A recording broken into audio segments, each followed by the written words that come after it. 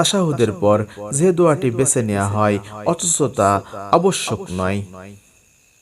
আব্দুল্লাহ ইবনু মাসউদ রাদিয়াল্লাহু তাআলা আনহু থেকে বর্ণিত, তিনি বলেন, আমাদের অবস্থা এ ছিল যে যখন আমরা নবী করিম সাল্লাল্লাহু আলাইহি ওয়াসাল্লামের সঙ্গে সালাতে থাকতাম তখন আমরা বলতাম, বান্দার পক্ষ হতে আল্লাহর প্রতি সালাম, সালাম অমুকের প্রতি, সালাম অমুকের প্রতি।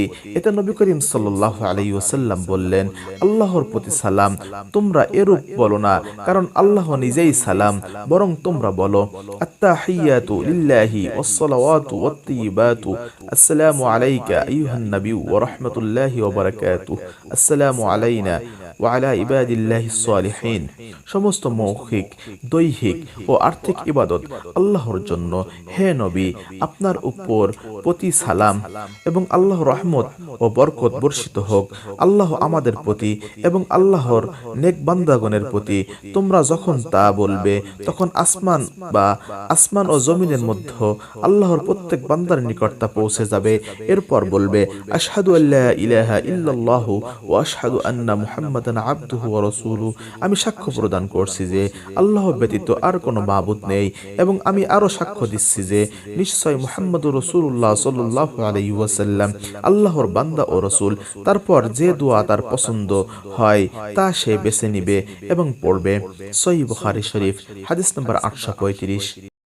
সালাত সমাপ্ত হওয়া অবধি যিনি কপাল ও নাকের ধুলাবালি মুছেননি। আবু সালামা রাদিয়াল্লাহু তাআলা আনহু থেকে বর্ণিত, তিনি বলেন, আমি আবু সাঈদ খুদরি রাদিয়াল্লাহু তাআলা আনহুকে জিজ্ঞেস করলে তিনি বলেন, আমি আল্লাহ রাসূল সাল্লাল্লাহু আলাইহি ওয়াসাল্লামকে পানি ও কাদার মধ্যে সিজদা করতে দেখেছি, এমনকি তার কপালে কাদামাটির চিহ্ন লেগে থাকতে দেখেছি। সহিহ বুখারী শরীফ, হাদিস নম্বর 836। সালাম ফিরানো।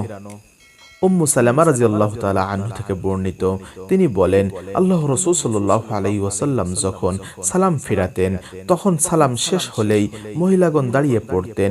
তিনি রাসূলুল্লাহ সাল্লাল্লাহু আলাইহি ওয়াসাল্লাম দাঁড়ানোর পূর্বে কিছুক্ষণ বসে অপেক্ষা করতেন। ইবনু শিহাব রাহমাতুল্লাহ আলাইহি বলেন, আল্লাহই ভালো জানেন, আমার মনে হয় তার এ অপেক্ষা এ কারণে যাতে মুসল্লিগণ হতে যে সব পুরুষ ফিরে যান তাদের পূর্বেই মহিলারা নিজ অবস্থানে পৌঁছে যেতে পারেন। সহিহ বুখারী শরীফ, হাদিস নম্বর 837। ইমামের সালাম ফেরানোর সময় মুক্তাদিগণ ও সালাম ফিরাবে। ইতবান ইবনু মালিক রাদিয়াল্লাহু তাআলা আনহু থেকে বর্ণিত, তিনি বলেন, আমরা আল্লাহ রাসূল সাল্লাল্লাহু আলাইহি ওয়াসাল্লামের সঙ্গে সালাত আদায় করেছি। তিনি যখন সালাম ফিরান তখন আমরাও সালাম ফিরাই। সহিহ বুখারী শরীফ, হাদিস নম্বর 838। যারা ইমামের সালামের জবাব দেয়া দরকার মনে করেন না এবং সালাতের সালামকেই যথেষ্ট মনে করেন। মাহমুদ ইবনু রাবি রাদিয়াল্লাহু তাআলা আনহু থেকে বর্ণিত, তিনি বলেন, আল্লাহ রাসূল সাল্লাল্লাহু আলাইহি ওয়াসাল্লামের কথা তার স্পষ্ট মনে আছে যে তাদের বাড়িতে রাখা একটি বালতির পানি নিয়ে নবী করিম সাল্লাল্লাহু আলাইহি ওয়াসাল্লাম কুলি করেছেন। সহিহ বুখারী শরীফ, হাদিস নম্বর 839। মাহমুদ ইবনু রাবি রাদিয়াল্লাহু তাআলা আনহু থেকে বর্ণিত, তিনি বলেছেন, আমি ইতবান ইবনু মালিক আনসারী রাদিয়াল্লাহু তাআলা আনহু, যিনি বনু সালিম গোত্রের একজন, তাকে বলতে শুনেছি, আমি নবী করিম সাল্লাল্লাহু আলাইহি ওয়াসাল্লামের নিকট গিয়ে বললাম, আমার দৃষ্টি ক্ষীণ হয়ে গেছে এবং আমি বাড়ি হতে আমার কওমের মসজিদ পর্যন্ত পানি বাধা হয়ে দাঁড়িয়েছে।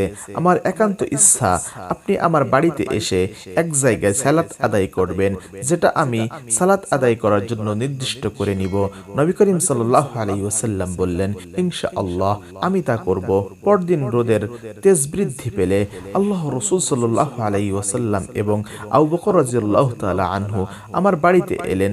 নবী করিম সাল্লাল্লাহু আলাইহি ওয়াসাল্লাম প্রবেশের অনুমতি চাইলে আমি তাকে দিলাম।